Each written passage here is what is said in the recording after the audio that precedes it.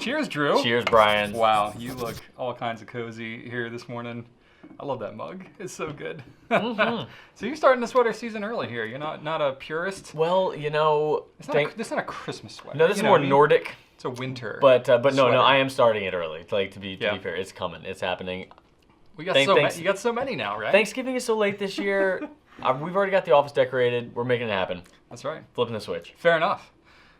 Speaking of, no, there's no good segue. I was trying to think of one. There is none. Brian has no idea what's in here. Yeah, we're gonna do the Brian's booty. That's not what I want to call it. Brian's Goulet Boutte was the other name that we came got a up, lot of and good I was like, we got a lot of good recommendations last time. Our HR director was like, please no. Can you call it something else? Either way, the whole thing where Drew pulls out some pens that I don't know from my own collection, and we talk about them. So we're gonna do that. Let's do that. So Brian, I have a theme today. Okay. Since last week was our big 10-year anniversary, okay, I decided to choose some pens that were maybe not right there ready to make the cut for your top 10, most influential pens of the last 10 years. Right there, not right there. Well, but maybe on like the opposite end of the spectrum. They fell below the line. I see where you're going. They fell below the line. But I do remember some of these. Okay. One of the very first pens I remember. I've not seen these ahead of time. This one. Oh yeah. Okay, Yeah. This is a good one. Yeah. Okay, this is the Pelikan Script. I see you pulled out the 2.0 version. The 1.0 was actually one of the first pens that I ever bought. So I bought one order of like 6 different pens, like a Kaweco Classic Sport, a 1.0 Script, Lamy Joy, Vista. Oh gosh, can't remember the others, but there were 6 pens. I remember that much. Maybe a Noodler's Creeper. No, this was before they existed. Oh wow! So this would have been 2009, yeah, like summertime. And the Script was something that I'd seen people talk about online. Yeah. Not a lot of people talking about it these days. No. We did carry them for a couple of years. And I bought one. I remember. They were not wildly popular, but it's a it's kind of like a Lamy Joy, where it's like a stylus type pen. Like a calligraphy pen. Yeah, like a dip pen taper. Yeah, it's just a regular pen with a long end that I guess is better for drawing in certain ways. I have no idea. I don't know. It's just longer and less practical. It doesn't post or anything, so can't really use it as effectively. I do like one thing about the pen, the little hole right there in the feed. It is fun to fill. Yeah. You don't have to submerge it too much. It fills like further down. Yeah, so it's good. I mean, it's a good pen. It actually, it's stainless steel, but it's got a little bit of give to it. So it actually kind of bends and flexes a little bit.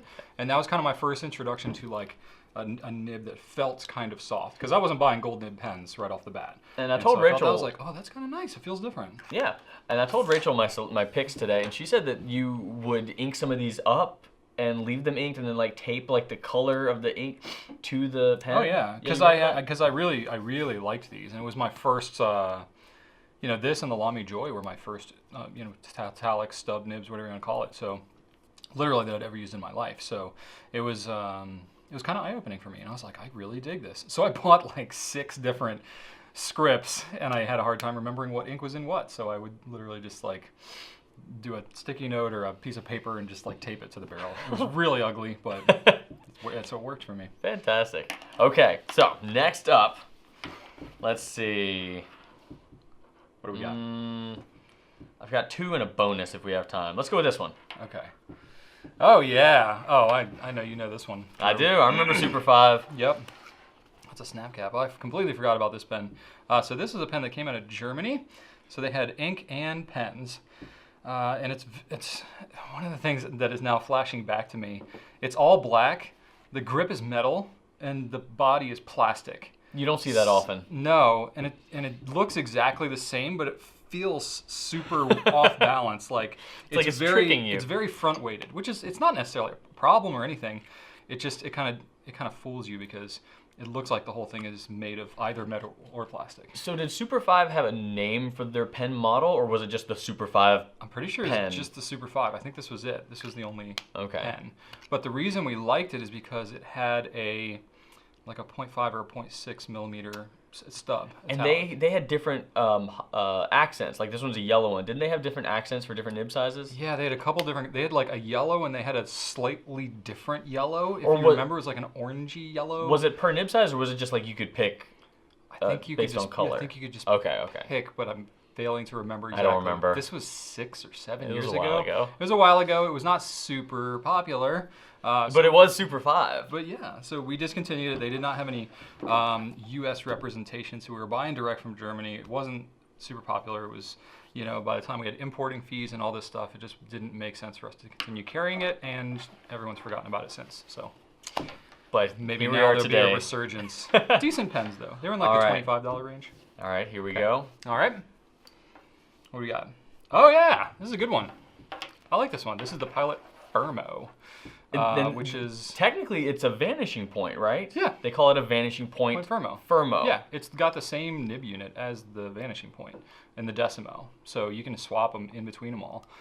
But it is instead of a click retractable like the vanishing point and Decimo, it is a twist retractable.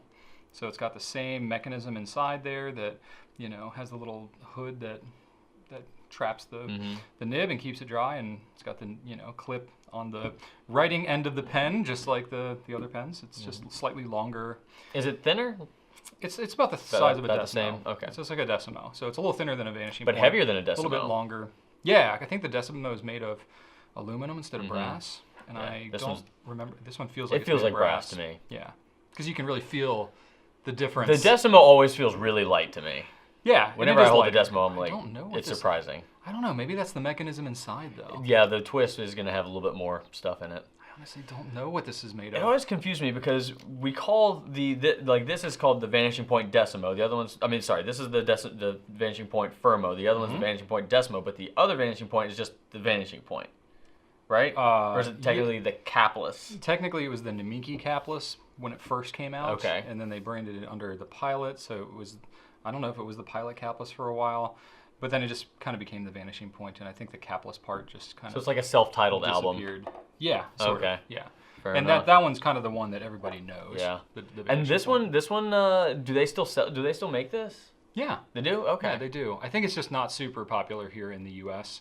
It's much more expensive. I think it's around $240. So Ooh, it's like there's almost a big It's almost a difference. full $100 more than the Vanishing Point. So you're paying $100 for the twist. Yeah, pretty much. And that is why it's no longer in our catalog. Yeah, we carried it for a while. We had a couple different colors, and I kept one because I wanted it for historical reference. Yeah, well, here we go. Justified. Folks didn't see the appeal. I'm like Adrian Monk, you'll thank me later. I don't know who that is, but thank you I'm later. surprised. Yeah. Those who are Monk fans out there will know. Monk fans. Oh, the TV series. show, yeah, oh, okay. Monk. I never knew his first name. Yeah, no, he would always. He was Oh, like Tony Shalhoub. Yeah, he was like obsessive compulsive. He would always say, "You'll thank me later," even though Nice. probably not. So that's kind of my thing when Rachel's ever like, "Why do you need more pens?" I'm like, "You'll thank me later." All right, we've got just another minute, All right, but let's sneak it in here. I want to throw you a bonus one because Okay. this one I know is. These are not too bad. You're not really no, I grilling wasn't- me here. I wasn't trying to grill you. I was trying to just do a little bit of flashback. But here's a happy flashback. Happy yeah. and sad. Oh, this is a sad flashback, Drew. Oh, but it's a good pen. Oh, yes. This is the Omas Ogiva Alba. That it is. Yes, this was really a great pen for us. It was kind of a milestone for us as a company because we had never sold anything really above the Pilot Custom 823. We had sold a couple of, I think, those platinum tiger, like Mach-E pens. Yeah, like the Or all black dragon, ones. Dragon Mach-E, Yeah. yeah. And those were kind of one-offs, but this was the first regular kind of pen that we carried. The folks at Kenro and at Omas really kind of stuck it out there for us because we had a timed exclusive on this pen through the holiday season of 2015, I want to say it was. And we had to commit to more of them than I thought we would sell, quite honestly. But everybody responded really well to them. They're great pens. They've got that kind of it's not a full celluloid, but it's cellulosic. So it's Yeah, it was that, a like, mixture of cotton celluloid, resin, right? Yeah. So it has a bit of that celluloid kind of feel to it. The Omas nibs are amazing, and so that was kind of nice for us. And the colors were great too. I love this teal color. That's a beautiful pen. Yeah, so it's a bit bittersweet because it was less than a year, I think, after this when Omas bid it Yeah. and kind of went away. But it was a big opportunity for us. Yeah, it was really nice for us to get in there and met some great people at the company there and had some relationships and got us to another level of pen. And then that actually that was kind of the stepping stone for us to start carrying Visconti. So, folks. Pretty, yeah. maybe not top 10 level, but maybe 11 or 12. Yeah, I think everything happens for a reason, and I think that part of the reason we were meant to get in with Omas before they went under was because it was meant to be a stepping stone. There we go. Positive memories. That's it. Positive memories. So there's your 4 for today. Thank you, Drew. You're welcome. Nice little I selection think here. so. Yeah. I think so. Let us know what you think of these pens or anything else in the comments. Grab your own cozy mug and snuggle up with your sweater friend here. It's a good mug when you can put it on your face. Indeed. Speaking of face, yeah, we've just kind of swapped faces here. I'm not going to have this long. This will be gone soon. But I couldn't stand it. I have it for a reason, and you all will figure out why soon, but I'm not going to say. Yes. Anyway, be sure to like, comment, subscribe. Thanks so much for watching, and right on.